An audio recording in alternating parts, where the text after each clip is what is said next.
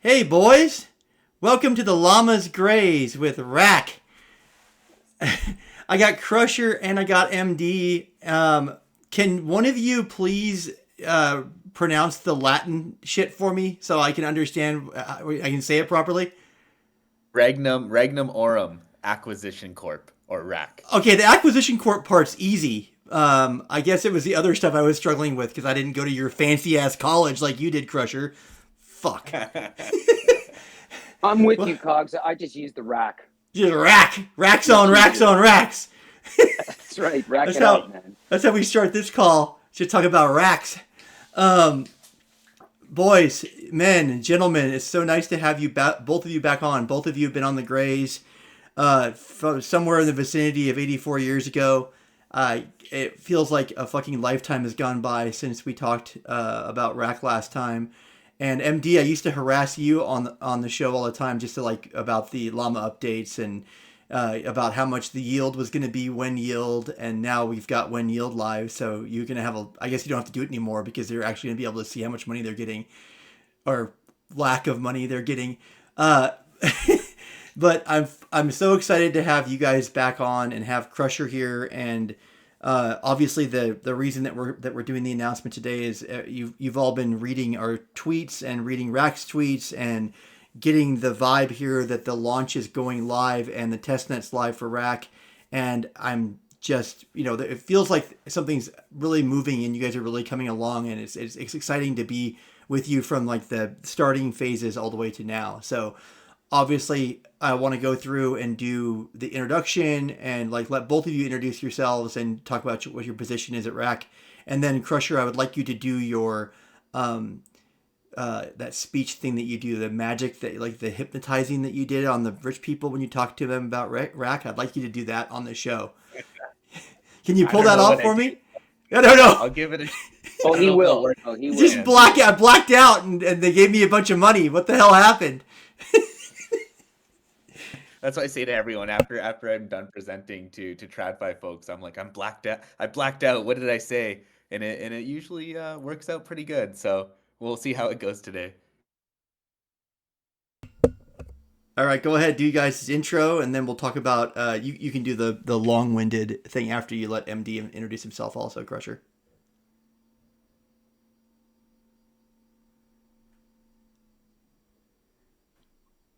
I'll go first. So, well, I mean, my name's Krusher. I'm the founder and CEO of RAAC. Um, but kind of before RAAC, I've been around the crypto space since 2017. Originally had a background in accounting and finance, and I thought I would be a crypto accountant until I had to write a third year fintech course, paper for a third year fintech course, and the first option was AI, and it said AI would replace corporate audits. Sounded pretty terrible. So got really far down the list to B and hit Bitcoin. Wrote about it, got orange pilled. Thought I'd be a crypto accountant, and then DeFi summer kind of popped off, and haven't looked back.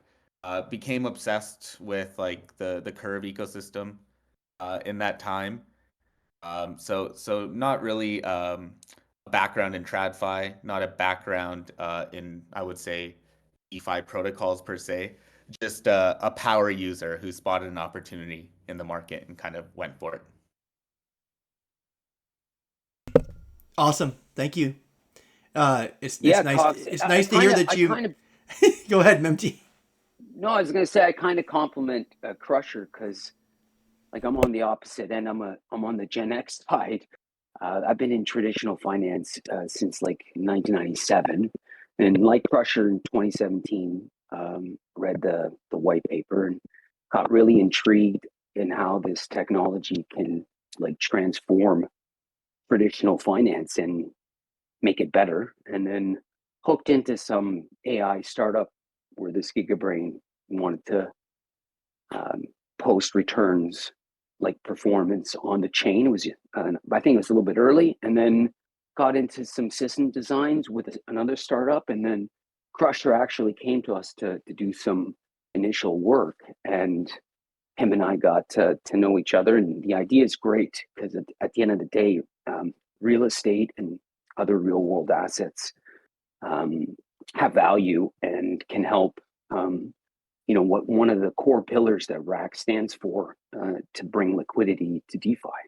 So I'm happy to be working with Krusher because the guy's a real leader, and he's a like a trailblazer, and he's making inroads everywhere. And I'm just happy to be part of the team. We got some wicked devs too, so I hope one day you guys get to chat with them. Thanks. For anybody listening to the recording and doesn't have video, you wouldn't notice, you wouldn't be able to tell, obviously, from that. But they're both Krusher and MD are OG llamas.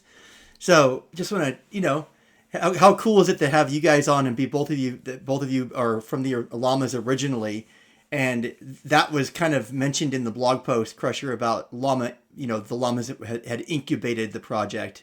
Go ahead and do your talk about what RAAC is for people who have never heard of it before.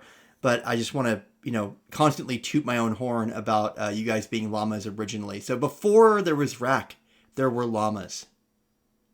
No, 100%. RAAC and llamas are synonymous in my mind. But yeah, what RAAC is in the most simple terms, it's a protocol that allows users to bring or mint a revenue generating asset, which can be collateralized for a low and predictable borrowing rate, which is half of the US prime rate. And this loan is to be taken and used to arbitrage DeFi yield opportunities. So those are like the simplest terms, but from a user flow perspective, it's the easiest way to explain it. So user comes to RAAC, they mint an NFT that's one-to-one backed by a real estate. So what they can do is burn the NFT and get the actual title transferred to their name. But until then, they have access to that value on chain. They then collateralize it and take a loan, which they can then use our one-click deposit strategies to deposit to curve LPs essentially. So that's what RAAC does in a nutshell. But we've really taken the time to create a unique design that seamlessly and frictionlessly fits into DeFi as we know it today. I really feel that everyone that's been doing RWAs is building for what they wish the market could be and not what it is. And what I mean by that is like how everyone's like, we're going to onboard the next billion users. But here we are barely convincing retail to buy Bitcoin and ETH at this point. So these RWA platforms are very walled off, have no composability and accessibility, whereas RAAC has really gone out of the way to try and create the most seamless way to connect TradFi and DeFi. And if I could add, Cogs, like there's like 4 high-level things that RAAC is trying to like address. Like we all know that borrowing and lending is going on everywhere. Like decentralized finance, traditional finance, everyone it's a complete use case for the chain. So we want to participate in that. That's a good business. The other thing is collateral. Look at the collateral that is being used for borrowing and lending. Like it's very volatile. Like usually the tokens that are used are Bitcoin and Ethereum, and that's pretty volatile. And we've seen that in the last 3 months. And then liquidity. Like liquidity is needed everywhere.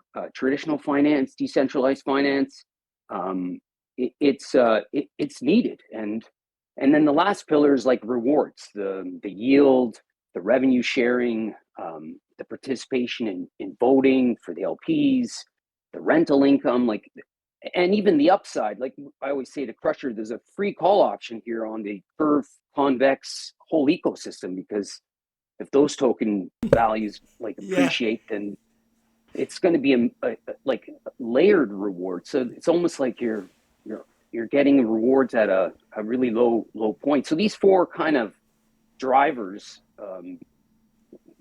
is kind of what is also part of RAAC. if you want to call on convex and curve at 98% lower than where we were for fucking 3 years ago, then here's your call. Uh, I can't even fucking believe where we are today versus when we first started talking about this with the real estate thing with the Section 8 stuff, Crusher. And it's really taken off. Like, I mean, the timing is kind of freakish because you look at we started talking about the stuff 2 years ago, and the real world assets deal has exploded, and then you have the gold side of the trade. So originally we talked about real estate. What was how did you guys end up in this gold market instead of on the real estate stuff that we originally had planned on? Yeah, it threw me off too. I mean, we're part of the Chainlink build accelerator. So Chainlink was hosting SmartCon in Hong Kong back in October. So kind of headed out there to uh, kind of present a little bit, meet the team more, and had a few meetings set up.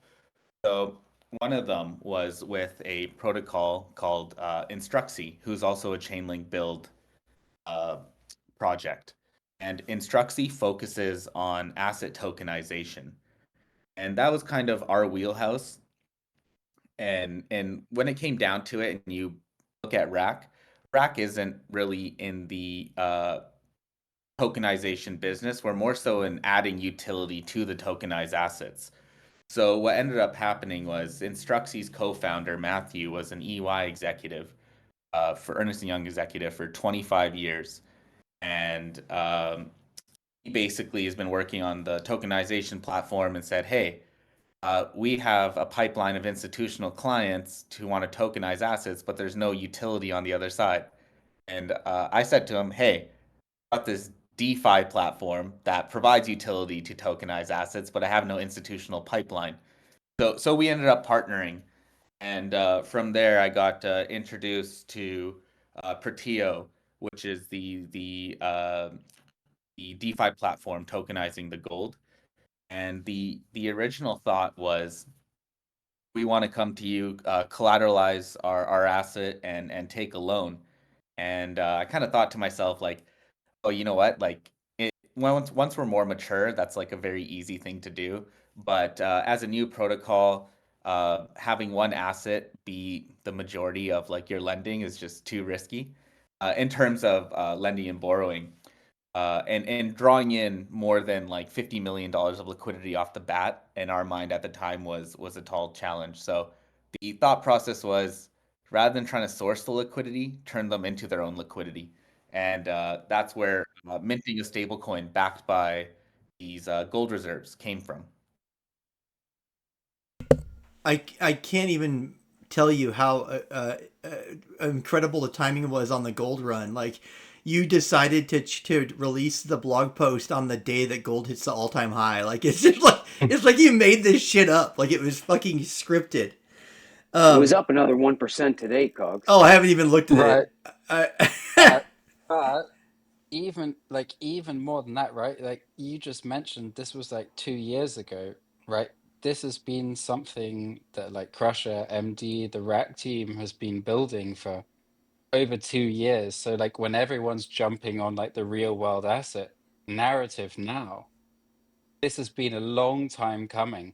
This was like a prescient protocol that was like ahead of the curve, that we've been working with for a long, long, long time, and it's only now just coming out, hitting the market at the right time. They Yeah, anything. Go ahead, Crusher. I was gonna say, yeah, no, Panda was totally right with that, where it's like we talk to people and they're like, "Oh wow, you guys have really thought this out," and it's like, well, we've been working on it for 2 years. We've just been pretty silent about it, and the thought process is there's if you're building a protocol or a business, not built on hype or a narrative, then you can really take your time putting all the pieces in place. And I feel like that's really what we've done here. And the timing has turned out fantastic. In Part of the intro to the blog post was, I keep referring to it all. Obviously, I'll link it in the announcement when I upload the recording of this call. But Mitch said that right now we are cannibalizing ourselves. We're eating ourselves by doing what MD talked about, which is using ETH, Bitcoin, shitcoins, whatever as collateral for loans. The whole purpose of this is that we bring in the entire world worth of assets and use those for collateral, and especially ones that are unused and or undercapitalized, underused. Things like in the ground gold reserves. Like, I mean, there's a perfect example of something that, these guys didn't go to the bank and say, we want you to loan us, X amount loan to value of what we have proven reserves in the ground. The bank's going to laugh them out the door, right? I mean, a gold miner is just like one step above a freaking pot grower in the minds of American banks. I don't know how it is in Canada. It's probably a little bit better. But the asset, Cogsy, the asset class itself has different characteristics. Like it's adding actual diversification benefits to one's portfolio if they are in this borrowing and lending type of strategy. So like having a stable collateral is really good in volatile times because one, you're not really having to worry. I mean, through all that volatility, the house prices didn't move, right? And gold, people run to gold when risk expands, right? So gold's like a holding tank in a sense, right? So it's a I think diversifier. I think there's like an interesting thing right now that right. So in the RAAC instance of gold, you have a gold-backed stablecoin, right? In this case, it's yield bearing. It's kind of like a bond. It's in the ground. The maturity. But originally, the dollar was gold-backed, right? When did it end? I think it's like 1913, 1933, maybe something like that. That's what the dollar originally was. So when we're talking about creating a stable coin, this is effectively a stable coin that is functioning as the dollar was originally intended to be. It's that's an incredible concept. I mean, people would love to have access to a currency, a stable that is backed by gold. That does not exist. And we thought that ultrasound money, ETH that's net negative on emissions after you consider the burn would be that draw, right? That was going to be, or even Bitcoin at whatever the inflation rate of Bitcoin is, a set inflation rate.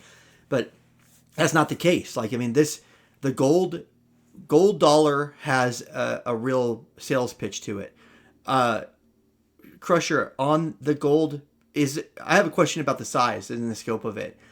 If there's a huge rush for people that want to come to RAAC and be able to start using the gold stable, are you guys going to have caps on mint amounts by a percentage of what the reserves are that the company's putting up, or how are you going to control the minting process?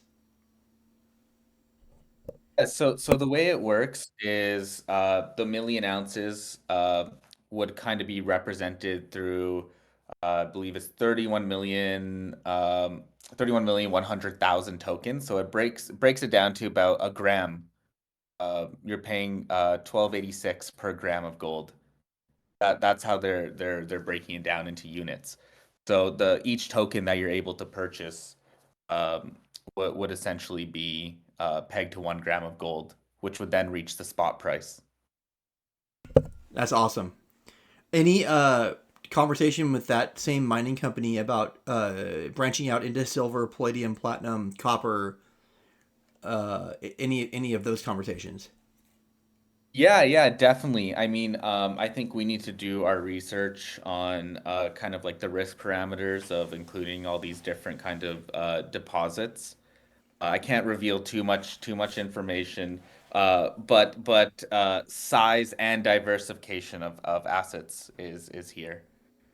So yeah, we definitely do have the ability to pull on multiple precious metals and minerals. How do you see now? I'm going off of some of my notes that I had written. You can tell the difference that I'm not just like free balling. How do you see RAAC fitting into the current DeFi ecosystem? Like, obviously Curve, hopefully. Yeah, I think I mean for myself I'm a big curve guy. I mean, if you look at Rack and its design, it's literally built to take almost every dollar that we bring on chain and deploy it to curve. Um, I think I don't know who said this, but I think I almost want to say it was like Sam K. But basically, stablecoins are like the next trillion-dollar use case after Bitcoin and Ethereum to me. And like you said it yourself earlier, when we use Bitcoin, we use Ethereum on chain to mint these dollars.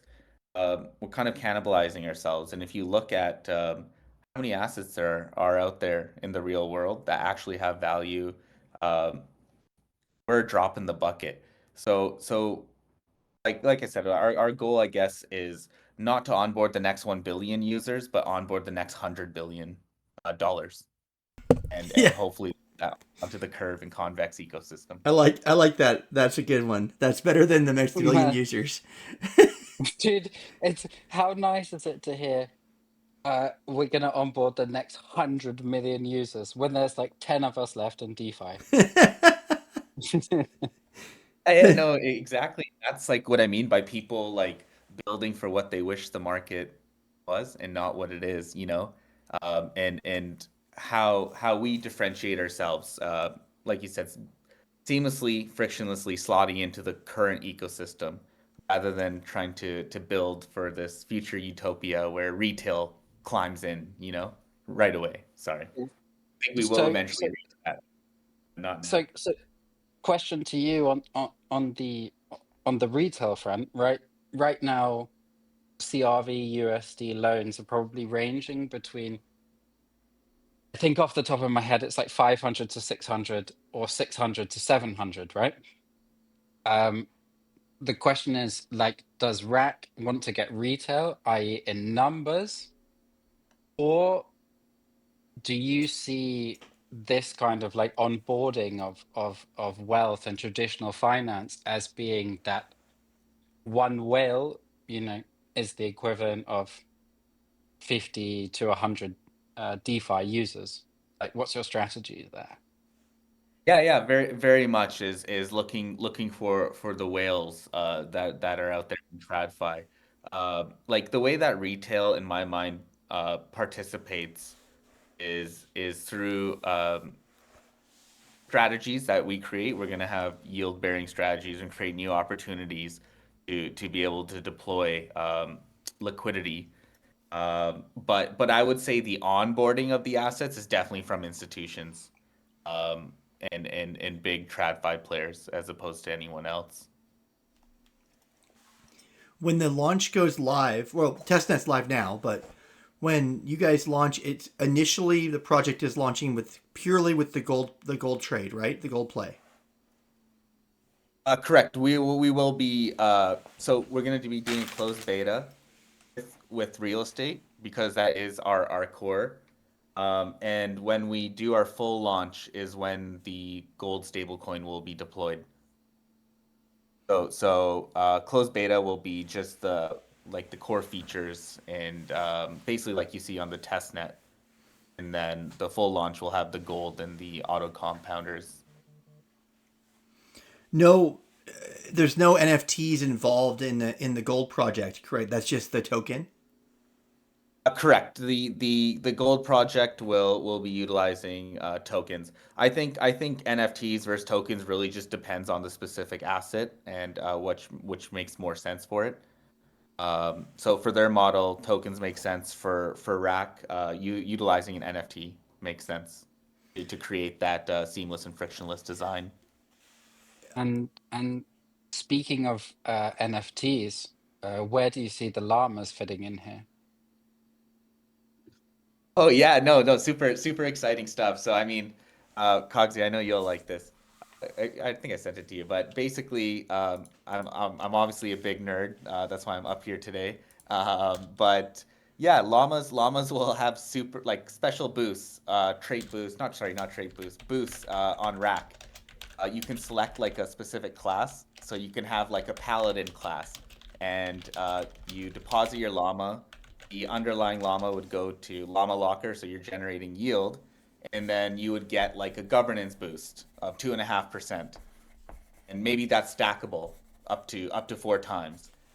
You have a hunter llama, which gives you rebates on fees. What else is there? There's a couple. There's a sorcerer llama, which allows you to have discounts on insurance fees and things like that. It So wasn't. It yeah, wasn't good llama. enough. It wasn't good enough that you hit the gold thing perfectly timed. That you're now like, I got an idea. How about we pitch this to a bunch of WoW nerds? Okay, we want to turn this project into an MMO. Yeah, literally. So it's pretty cool. I dream of like a llama temple where you would go and deposit your llamas, and then it gives you boosts on rack or buffs. I guess you call it buffs is a better way Yeah, to describe definitely. You it. got to call them buffs. That would be appropriate.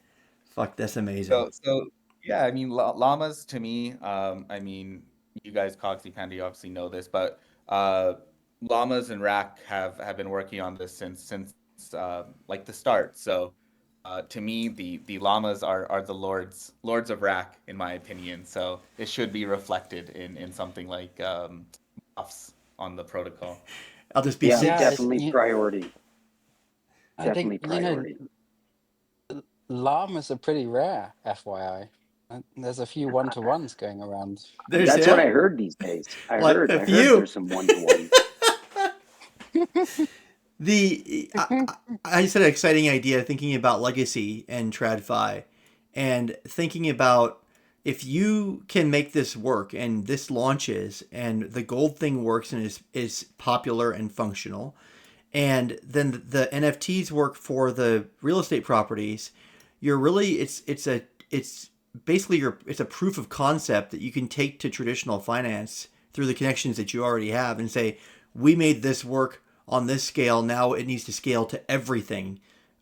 All the other stuff that we've constantly obviously salivated about, mostly real estate at the beginning, but insurance policies, deeds to land in other countries where they don't have any kind of banking system. I mean, your ideas are of what could be brought on chain and used inside of DeFi are limitless, and this could be the pilot program that could start that. Cogsy, you know the MSCI World Index? Yes. Yeah, think about like the real world asset index. Fuck. Yeah. Well, I think, I think like one Sorry, thing that's Crusher. really Was I supposed to keep? Oh, you're all good. one thing that I think that's like interesting about that point in terms of like this kind of PMF and stuff, right?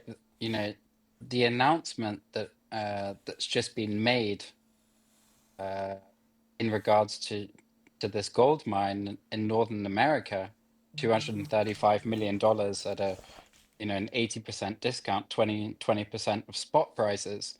That is already traditional finance, real world assets coming on chain. That's already proven the PMF, right? That's more than most protocols ever get in their history before they crash and burn. Just the onboarding that is taking place with RAAC secures that PMF with traditional finance. At the same time as enabling, you know, any idiot like you or I to be able to go on chain and to be part of that, so opening it up and decentralizing it, and providing the access to assets that none of us or many of us would never have had.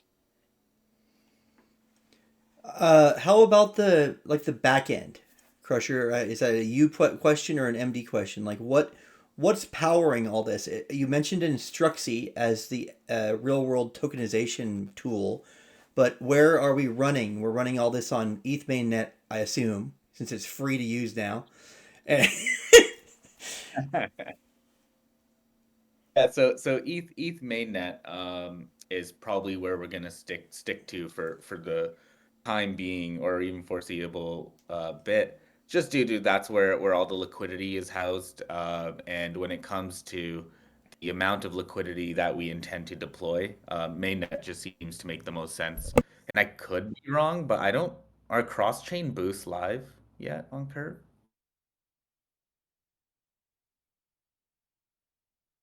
Maybe, I don't know. But basically we're tied at the hip to Curve and Convex. So mainnet kind of makes the most sense to us right now.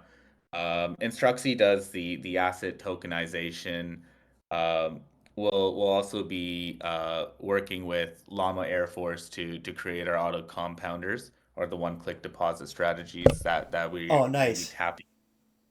Yeah, yeah, it's really great. And I mean, still working out the details, but Hero X Tutty might be helping us out with our UI and UX. So I mean, it's a star-studded cast all around, and obviously the rack devs are fantastic. I mean, Llama placed. Hoth was actually able to help us find our senior dev, Alex. So yeah, it's great. I mean, yeah, we even got Mitch as an advisor as well. So we really have some of the brightest minds in the space. Lucky me, working on this. So. Sorry. Yeah, Kimbo's trolling me in chat while you're trying to drop me some amazing alpha about Llama Air Force. I saw Panda's screenshot about the with the call that you guys had with the boys about your pounders. Any other projects that you guys? I don't know how much I can poke and prod here on what other teams that you can announce that you're working with, or any is that still all under your NDA? I think I mean, there's we can one. discuss. I mean, llamas. But yeah, I mean, like we've talked with head of governance from Frax. They've expressed interest integrating with Lido. So we've really taken the time to kind of reach out and kind of entrench ourselves in DeFi. I think the biggest thing that we have is Chainlink. Chainlink's been the build program has been really helpful in connecting us with all these different projects and companies. Um, so yeah, I think a huge one is obviously Chainlink, and without going into too much detail, we were also told if you get so many A pluses, you graduate to honors. I'm not sure what that means. We'll have to see. In the But Chainlink there's world, at Chainlink University. Chainlink University, hopefully. We'll see. So could be some exciting things there. Can't reveal too much yet, but yeah, we're moving and shaking all across the space on the DeFi and TradFi side of things. I'm sure that they take care of their build members with immediate Oracle offers and probably discounted oracles. Are you going to be using any Chainlink oracles in the tools that you have set up right now? Yeah, yeah, definitely tapping into a lot of obviously oracles, but Chainlink functions in general. I think we're probably using about four or five of their functions, such as like the random number, proof of reserves is obviously a huge one. That's what we rely on and what Instruxi uses in the asset tokenization. Yeah, I think without Chainlink we wouldn't even be able to run the project. Obviously, proof of reserves is huge. Does the oh sorry, I'm jumping around on my notes here. Does the time value of the gold reserves in the ground, or the amount of time that it's going to take to get the gold mined, are you able to create some sort of like an expiration, or like a, how would you do it? It'd be like an options contract, right? Like a multi-year options contract. How do you deal with the time delay of getting the gold out of the ground? Yeah, so in terms of time delay, that's where you can bring these kind of assets that are pre-production, and through collateralization using the stablecoin, you can actually turn them productive before they are actually producing gold. You can also look at it as like a term structure, Coxie, right? Like it's an interest rate curve. right? You have a present value, you have the future spot value, and you have the time for the commodity to come out of the ground. Yeah. And the miners hedged already. I was writing down your notes there on the curve. So it's interesting that I'm really excited to see how this does for the company, because if the company can profit on this and they get a benefit from it, it's really a proof of market for, or a proof of concept for RWA as a whole. Because right now we have bonds with Tether. That's our big use case, right? Like that's how, or Maker, like Maker's bond deal. That was when they went crazy, when the bond rally happened a few months ago, whatever, last year. But like this would be commodities on chain, which we haven't done. On an interest rate curve. Pretty incredible idea. Well, I think also crazy thing, about that with what's going on like in the world right now. Yeah, so it's So it's quite interesting because from a TradFi perspective, they're getting to bring this asset, continue on with what they do normally, business operations, but they're generating extra yield by lending the asset to us and allowing us to deploy these stablecoins to DeFi or RAAC specifically to generate yield. So they're very excited about it when we talk to all these different people. As we all know, I mean, I think the biggest or one of the biggest barriers to entry is just the complexity of using DeFi. You can't tell like a 50-year-old boomer who's never touched DeFi in his life to tokenize his gold and then let him do the rest. So it needs to be very, very hands off, and that's what we provide for these TradFi folks. Is they come to us, they put up the asset, and then they continue on their business operations, and they just produce a yield, extra yield but out of like it. one other thing that you're giving them right now that's going on in the current market is like a tariffless solution, right? Say this is going from America, Canada into America, or wherever it may be. This is like on chain, 100%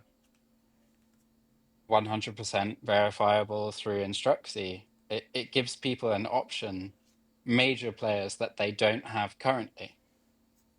The tariff fiasco has basically fed you a free advertisement line, and another angle, a whole separate issue that didn't exist 6 months ago is now right in our face between Canada and the United States, or Canada and the rest of the world. And it's an interesting concept, but what Panda is talking about is value transfer without dealing with tariffs. Yeah, that's a huge one. I mean, the Portillo basically figured out how to uh, bring this gold on chain without having to remove it from Canada at all, and offer it globally. So yeah, it's a very powerful way to kind of move around these regulatory hurdles.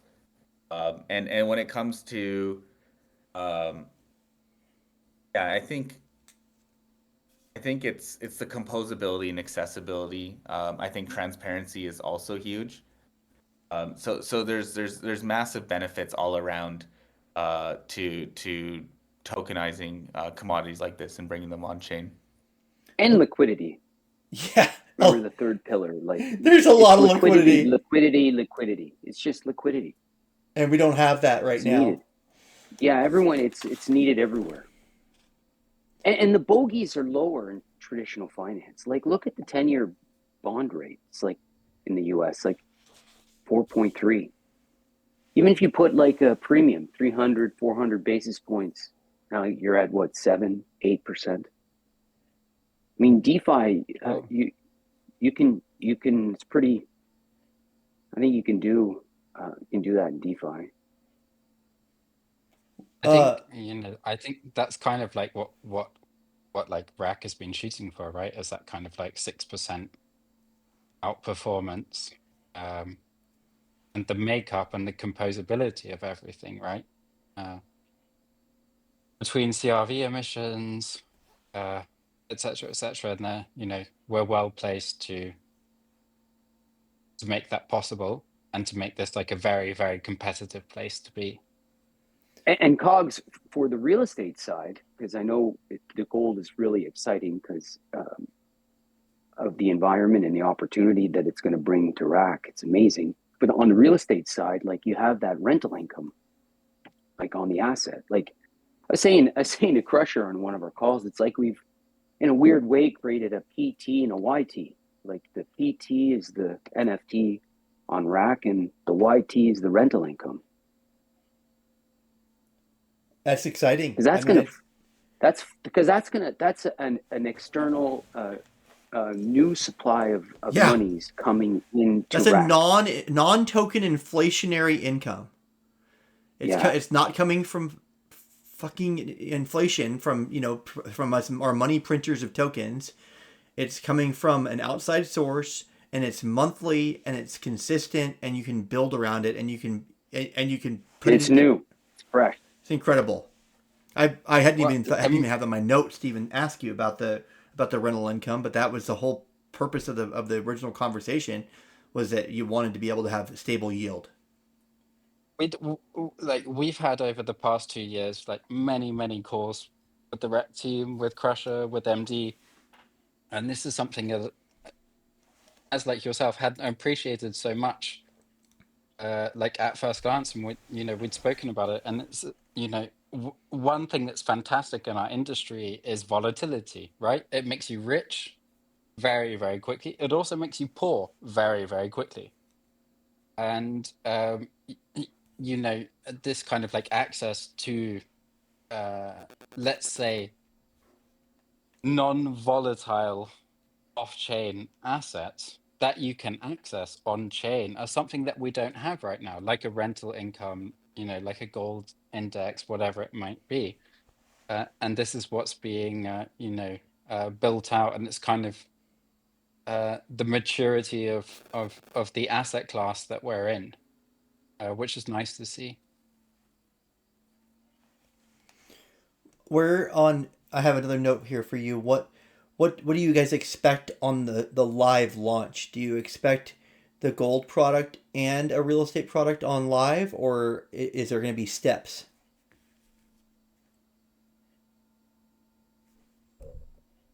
The closed beta will be the first launch of the real estate side of things, and when we kind of lift the guardrails and do the full launch, we intend to have the gold product deployed as well. So closed beta, after we wrap up the test net, will occur like April, May, and then we're hoping to lift the guardrails and really deploy all this liquidity in June. And then, so let's say 6 months from there. How about looking towards the fall? Do you think do you focus on onboarding new partners through Instruxy, or do you focus on growing the real estate portfolio? Well, we intend to be doing these things simultaneously. So we'll be growing the real estate portfolio. We already have other assets lined up. I'm not worried about sourcing more liquidity.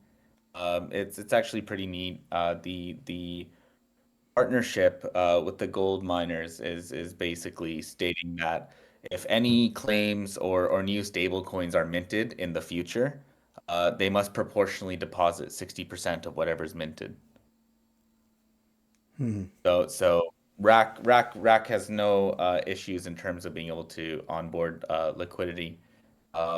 This may sound silly, but I think there's two, like when you compare TradFi to DeFi, we're a drop in the bucket. There's too many assets out there. I actually had to tell our partners, like, let's slow down and get all this right before we open up the floodgates, essentially. But yeah, we'll be growing real estate simultaneously. Cogsy, jokingly last night, I sent Krusher a screen capture because I was reading that there's 9 million homes available in Japan, I think. I'm like, imagine you just brought that on as assets, like in a pretend world, theoretical down the road. those are assets that are sitting dormant in a sense. And so sure, Yeah. save a discount off of them for illiquidity, but you still have value that you could bring on and unlock. You know, and I mean, it was obviously a joke, and Krusher and I had a laugh, but you know, the real estate market is gigantic. It's very big.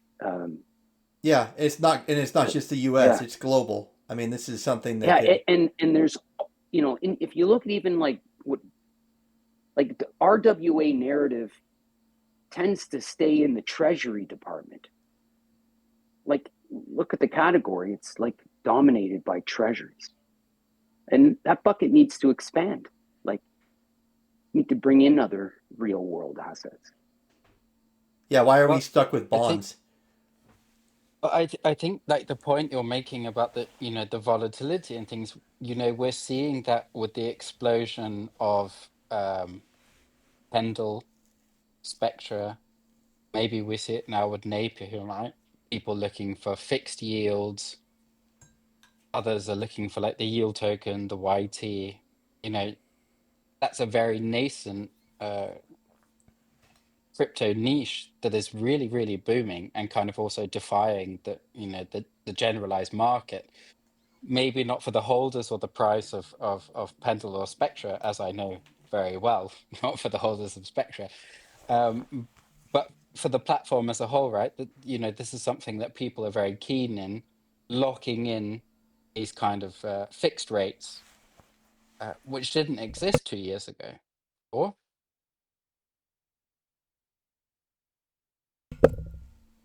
Yeah, agreed. And Ben, if I could add, like even Michael built the great technology of soft liquidation to solve this pillar two that we talk about, the stable collateral. Like he had to put in some wicked tech just to save people, you know, when they're borrowing and lending, just because the collateral's really volatile. Yeah, you can say that I that's automatically part of RAAC. You just automatically adopt soft liquidations, and it's a built-in feature when you're dealing with any of these real world assets. I Oh, we have have ideas, coffee. the idea guy, MD, the idea guy. I got the biggest question of the day that you hear 7,000 times a day, Krusher. Are you ready for this one? I saved it for the end of the call. No, he just mutes himself. Fuck this. I don't want your stupid question. When token, Krusher? That's what everybody wants to know. Oh no, that's not what they want to know. They want to know when RAAC raised Llama. Okay, MD, I'll go with you instead. When token? Crusher's ghosting me. All right. Well, I guess that's how we end it. I can drop a little bit of alpha on from their side when they're both busy. I guess they're probably talking. Yeah. Um, we're gonna be announcing a llama raise pretty soon. Holy shit. Uh, Okay, I'm writing this down. Oh, yeah, no, I don't have to write it down. I have it recorded. You're right. I write always makes fun of me. yeah, Llama we're raised. Okay. live. Yeah, We got llama we're raised. gonna be doing we're gonna be doing a llama raise.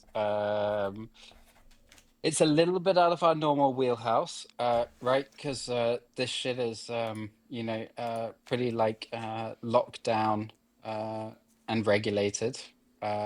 So I believe this is going to be going through zk.me. So you have to verify yourself, but that's all on chain and decentralized. And then I believe then anyone who passes that can take part in the raise. Maybe burgers are still Gary Gensler, but I'm not too sure. But yeah, either way, very soon there's a llama raise coming for RAAC. And then are we expecting the RAAC governance token to launch at the same time as like the soft launch or your beta, your closed beta? Yeah, I believe so. So, right now, testnet just launched yesterday, a couple of days ago. Mainnet will launch, token launch.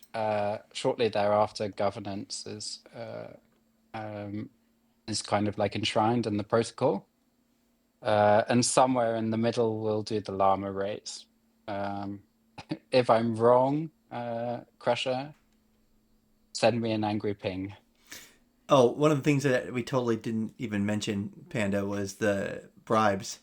Like we had a fantasy, me and Krusher on a call like a couple years ago, last year or whatever, about being able to have a pool on Curve at its house NFTs, and then being able to bribe the CVX pool to be able to pump your yield on your houses. But I Now, mean, that's something that, like jokes aside, that they're looking into. I mean, RAAC has been kind of like DCAing into CVX for a few months, basically at Yeah, that's our generational treasury. lows. You're right, Panda. Yeah, That's that's our, the our treasury. treasury. Our treasury that's going to help supplement that last pillar, Cogsy, the rewards pillar. Exactly. Again, And remember I was saying in the beginning, it's kind of like a free call option too, right? Like in the value, just at the entry that we're going into the tokens now. this is a lot to wrap your head around. I think here. Krusher's internet went down. Yeah. He's trying to get back All on right, and off. I'm back. Okay, there he is. All right, I burned up an hour of your afternoon, Krusher. So I would like to wrap now and just get your closing thoughts and conclusion, and or what the thing I always say is, what can we do to help? We've been partners for the entire inception of your project, so what can we continue to do to help? Yeah, I mean, just support all around. I feel like there's no shortage of that, though. I mean, llamas is the best place to be, and I always that internet isn't working. Is it not working? Can you No, guys not hear me? you sound great. Don't listen to him. Okay, great. He's a foreigner. Yeah, always tell people llamas is the place to be. I can't In hear him. building, Fuck. If you are like, if you're looking to be positive sum in the space, I feel like there's no better group of people than us. You have like the iPoor guys, Convex, Curve. Forgive me. There's you have Gamak. You have tons of people in here building in absolute units. So I feel like yeah, any advice, opinions, thoughts, ways we can improve, would love to hear it. Always open to Hang out on the test net, like that's yeah. always that'd be a wicked thing just to run through it, give us some feedback. So Yeah, always any test net tasks. always test that task. I mean, but always yeah, do that. always. I'm still waiting for the day for someone to point out a fatal flaw. So please have a look at it, go through everything, try to break it, because yeah, I mean we're here to build the best product possible, and can't do it without you guys. So no, thank you so much. Thank you, sir. How about getting into closed beta? How is that working? Is that partner only? Are you doing invites? Yeah, I mean, I feel like we'll probably just open it up to whoever is interested. We are looking for people to test out the first batches of NFTs. So invites will be prioritized based on that, and then yeah, probably just allowing a couple peeps, but definitely llamas and probably a couple other groups or people that want to join outside of that, in my opinion. Awesome. We're glad to be a part of it, and thank you so much. And 3 o'clock on the dot. Have a great one, guys. I really appreciate it. Awesome. Thank Thanks you for so the much. time today. Appreciate it. Thank you. Thank you to everyone who listened today. Appreciate you guys. See ya. Bye.